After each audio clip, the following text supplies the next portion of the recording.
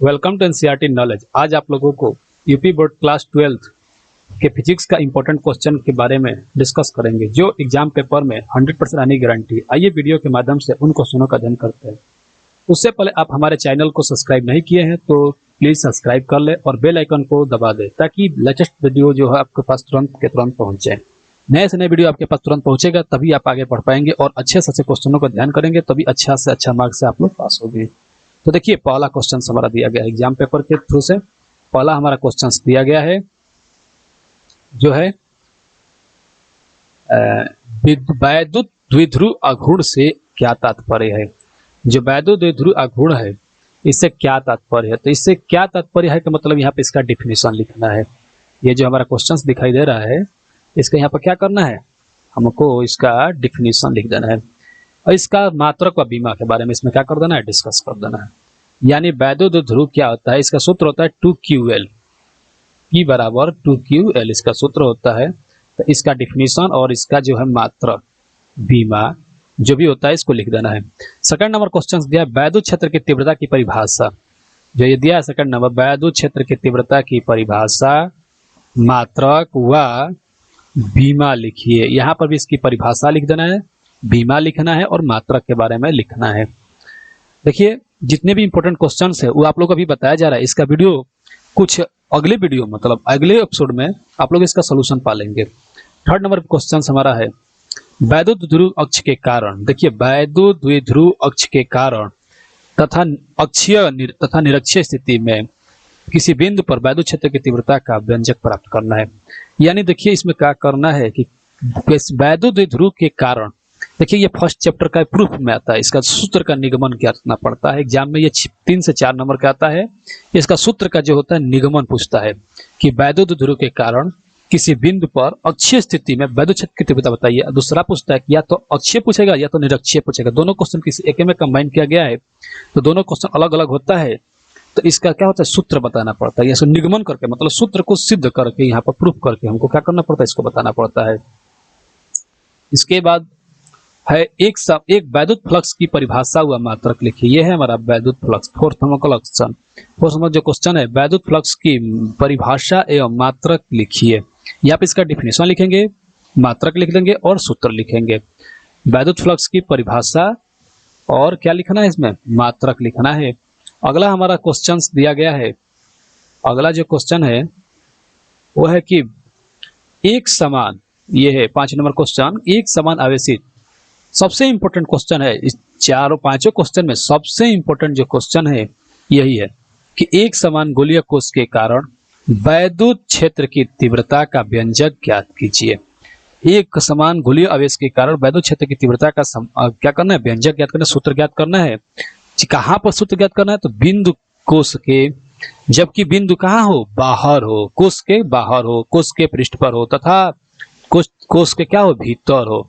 ये तीनों स्थिति में इसको क्या करना है, इसका सूत्र का निगमन बताना है भाई। इसका क्या करना है, निगमन। ये बहुत इंपॉर्टेंट क्वेश्चन है, पांचों क्वेश्चन में सबसे ज्यादा इंपॉर्टेंट क्वेश्चन यही है। इसके बाद है इलेक्ट्रॉन वोल्ट की परिभाषा दीजिए। इलेक्ट्रॉन जो वोल्ट है इसकी क्या करना है, परिभाषा लिखना और इसका मान जो होता है आंकिक मान को जूल में लिखना है। एक इलेक्ट्रॉन वोल्ट बराबर कितना होता है, उसका मान जूल में लिखना है। इसके बाद है हमारा क्वेश्चन समविभव पृष्ठ क्या होता है। 7th नंबर क्वेश्चन है समविभव पृष्ठ से क्या तात्पर्य है। इसका यहाँ पर क्या करना है, इसका डिफिनीशन लिखना है। समविभव पृष्ठ का इसमें डिफिनीशन क्या करेंगे, टाइप कर देंगे। उसके बाद है वैद्युत, अगला क्वेश्चन है वैद्युत विभव की परिभाषा। इसमें क्या करना है, वैद्युत विभव की परिभाषा लिखना है, मात्रक लिख देना है तथा विमीय सूत्र भी लिखना है। इसका ये क्या करना है, इसका विमीय सूत्र भी लिखना है। इसके बाद है हमारा 9th नंबर क्वेश्चन कि वैद्युत द्विध्रुव से तत्पर क्या तात्पर्य है। यहाँ पर इसका बोल रहा है कि वैद्युत द्विध्रुव से क्या तात्पर्य, मतलब वैद्युत द्विध्रुव किसे कहते हैं, तात्पर्य का मतलब है किसे कहते हैं।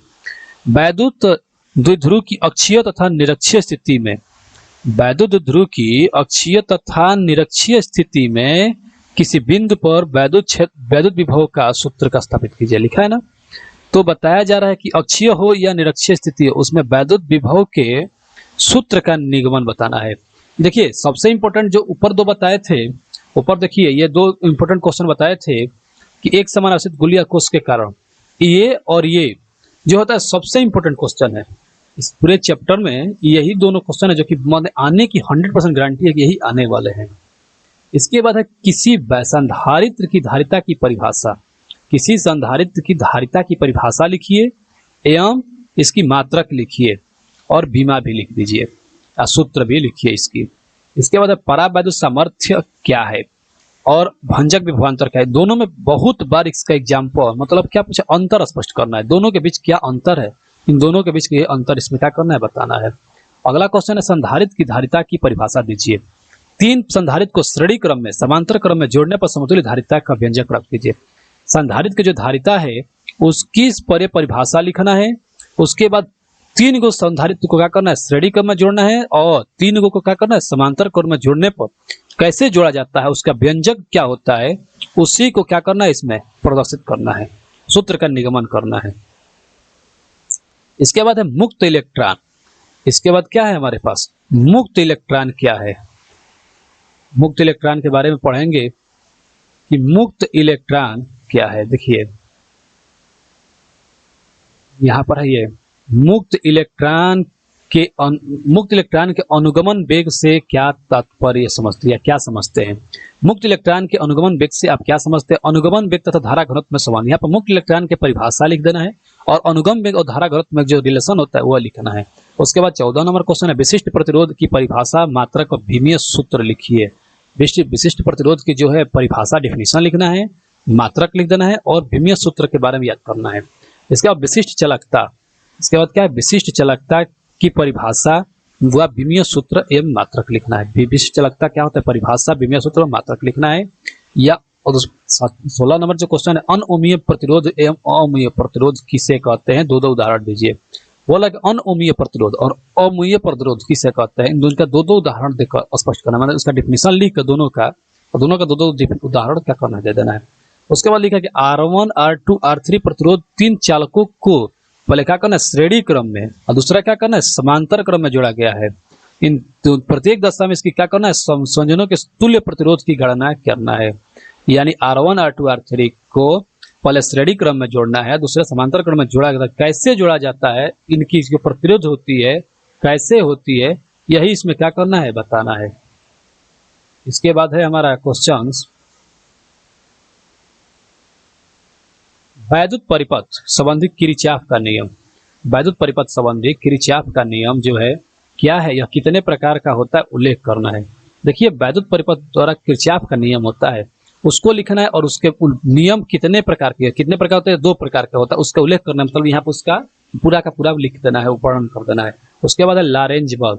ये क्या है, लॉरेंज बल से आप क्या समझते हैं, लॉरेंज बल क्या है, इसका व्यंजक लिख देना है। लॉरेंज बल क्या है, इसका व्यंजक जो है नोट कर देना है। इसके बाद है हमारा बायो-सेवर्ट का नियम। बायो-सेवर्ट का नियम बताइए, इसके पद में प्रयुक्त होने वाली भौतिक राशियों को स्पष्ट कीजिए। इसमें जो भौतिक राशि प्रयुक्त होती है उसको क्या करना है, इसमें स्पष्ट कर देना है। उसके बाद चुंबकीय द्विध्रुव। उसके बाद कौन सा क्वेश्चन है, 21 नंबर में चुंबकीय द्विध्रुव की आघूर्ण की परिभाषा बीमा हुआ मात्रक लिखिए। चुंबकीय द्विध्रुव आघूर्ण की परिभाषा बीमा हुआ, इसकी क्या करना है, मात्रक लिख देना है। उसके बाद है 22 नंबर में दिक्पात कोण की परिभाषा दीजिए। देखिए सबसे इंपॉर्टेंट यहाँ पर बहुत ही इंपॉर्टेंट क्वेश्चन है आपके लिए, दिक्पात कोण की परिभाषा दीजिए और नमन कोण की परिभाषा दीजिए। ये मतलब रिकॉर्ड फेल जो होता है, जिसे माना जाता है कि रिकॉर्ड फेल कर दिया गया है, तो इन्होंने यूपी बोर्ड में बहुत सारे बार ये क्वेश्चन पूछ चुका गया है कि दिक्पात कोण किसे कहते हैं या नमन कोण किसे कहते हैं। इसके बाद हमारा क्वेश्चन है किसी स्थान पर नमन कोण पृथ्वी के चुंबकीय क्षेत्र के क्षैतिज तथा ऊर्ध्वाधर घटक में संबंध को लिखिए। देखिए इसका होता है BV बराबर BH tan थीटा। इसका सूत्र क्या होता है, BV बराबर BH tan थीटा। यही सूत्र के इस प्रकार का लिखना था बस। परमाणु मॉडल के आधार पर अनुचुंबकीय पदार्थ, प्रतिचुंबकीय पदार्थ, लौह चुंबकीय पदार्थ में अंतर, यानी अनुचुंबकीय पदार्थ, प्रतिचुंबकीय पदार्थ और लौह चुंबकीय पदार्थ में क्या करना है, यहाँ पर अंतर स्पष्ट कर देना है। इसके बाद हमारा जो होगा तो प्रतिचुंबकीय पदार्थ, अनुचुंबकीय पदार्थ तथा लौह चुंबकीय पदार्थ में अंतर स्पष्ट करने के बाद आगे बढ़ेंगे। 26 नंबर सवाल है चुंबकीय फ्लक्स की सूत्र बीमा मात्रक लिखना है। यहाँ पर चुंबकीय फ्लक्स जो है उसका सूत्र बीमा और मात्रक के बारे में क्या करना है, लिखना है। इसके बाद है हमारा स्वप्रेरण गुणांक। स्वप्रेरण गुणांक की परिभाषा दीजिए। देखिए पिछले साल भी आया हुआ क्वेश्चन है, स्वप्रेरण गुणांक की परिभाषा दीजिए, इसका मात्रक भी लिखिए। इसके बाद अन्योन प्रेरण गुणांक किसे कहते हैं, अन्योन प्रेरण गुणांक की परिभाषा दीजिए, इसकी मात्रक और विमीय सूत्र लिखिए। और भंवर धारा इसके बाद है 29 नंबर। भंवर धाराओं से आप क्या समझते हैं, इसकी भंवर धारा क्या है, इसके बारे में यहाँ पर लिखना है। अगला सवाल है हमारा, क्वेश्चन है विद्युत चुम्बकीय प्रेरण संबंधी फ्राडे का नियम लिखिए। विद्युत चुम्बकीय प्रेरण संबंधी फ्राडे का जो नियम है उसको क्या करना है, यहाँ पर लिखना है। देखिए फ्राडे के 2 नियम होते हैं, दोनों को क्या करना है, यहाँ पर लिख देना है। 32 नंबर क्वेश्चन है विद्युत चुम्बकीय प्रेरण संबंधी लेंज के नियम के बारे में यहाँ पर बताना है, या किस सिद्धांत पर कार्य करता है इसके बारे में यहाँ पर डिस्क्रिप्शन में लिखना है। उसके बाद वाट इन धारा के क्या है, क्या अर्थ होता है, वाट इन धारा क्या होता है इसके बारे में यहाँ बताना है। उसके बाद है हमारा चुंबकीय स्पेक्ट्रम, विद्युत चुंबकीय स्पेक्ट्रम में सबसे बड़ी तथा सबसे छोटी तरंग दैर्घ्य के तरंगों के नाम क्या करना है, इसमें लिखना है। उसके बाद विद्युत चुंबकीय तरंगे के 4 प्रमुख लक्षण, विद्युत चुंबकीय तरंगे जो होती है उसके 4 प्रमुख लक्षणों को क्या करना है, स्पष्ट कर देना है। इसके आगे है विस्थापन धारा। विस्थापन धारा की आवश्यकता क्या है, विस्थापन धारा की आवश्यकता क्या है, मतलब इसका क्या करना है आप क्वेश्चन, विस्थापन धारा किसे कहते हैं। अगला क्वेश्चन है शक्ति गुणांक की परिभाषा दीजिए, शक्ति गुणांक किसे कहते हैं। अगला है 38 नंबर पर कार्बन प्रतिरोध के किन वर्ड कोड को स्पष्ट कीजिए। कार्बन प्रतिरोध के लिए वर्ड कोड को स्पष्ट करना है। जो वर्ड कोड होता है कैसे होता है, वर्ड कोड ये तो आप लोग का इसमें बहुत सारा, इस पर न्यूमेरिकल आता है भाई, इसको लिखने को नहीं आता है, इसका न्यूमेरिकल बहुत ज्यादा पूछता है एग्जाम पेपर में।